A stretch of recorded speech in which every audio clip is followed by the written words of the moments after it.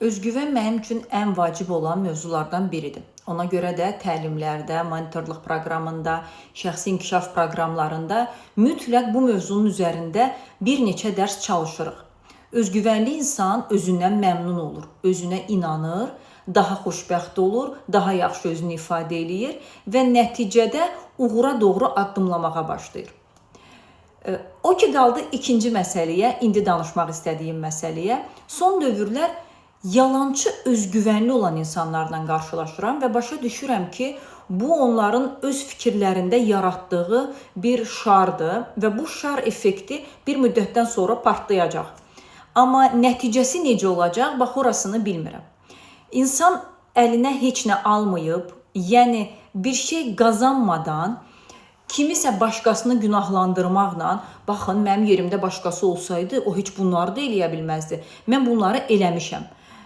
Və nəticəni görürük ki, biz, sən demə adam heç nə eləməyib. Bəs nə ilə fəxr eləyir, bu nəydən qaynaqlanır? Bax, bu məqamların üzərində çalışanda məcburən onların özgüvənini biraz kəsmək lazım olur. Bunu təbii ki, kobud şəkildə eləmirik. Bunu xüsusi açıq suallarla ortaya çıxarmaq mümkündür. Hər bir insan əslində öz maksimum tavanını bilir və hər dəfə biz özümüzü başqaları ilə müqayisə eləyəndə biz deyirik ki, bəli, biz başqası ilə özümüzü müqayisə edəndə uduzacağıq, yəni qalib olmayacağıq. Əgər buna razısınızsa, özünüzü kimləsə müqayisə eləyin. Hər zaman bizdən daha uğurlu, bizdən daha gözəl, bizdən daha fit və s. və alaxır bizdən daha yüksək olan insanlar olacaq. Və biz ora çatmağa çalışanda yaşamağı buraxırıq.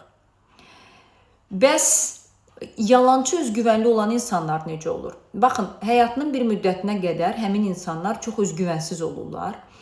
Zaman keçir, bir dənə təlim alırlar, bilmirəm, hansısa bir günlük seminara gedirlər, ya YouTube-da bir-iki videoya baxırlar və deyirlər, bilirsən nə var? Mən qrup yoldaşlarımdan fərqliyəm. Mən superəm, onlar heç nədir. Özgüvən göstəriş tələb eləmir. Özgüvənli adam mən özgüvənliyəm demir. Bunu onun bədən dili, kənardan izlədiyiniz bütün siması sizə söyləyəcək. Və əmin olun ki, şişirdilmiş özgüvəni insanlar bir gün o özgüvənin partlamasına qədər gəlib çıxacaqlar. Ümid edirəm ki, ətrafınızda belə insanlar yoxdur. Amma varsalar da onlara bu haqda demək istəyəndə çox ehtiyatlı olun. Çünki onlar bunu paxıllıq kimi qiymətləndirəcəklər.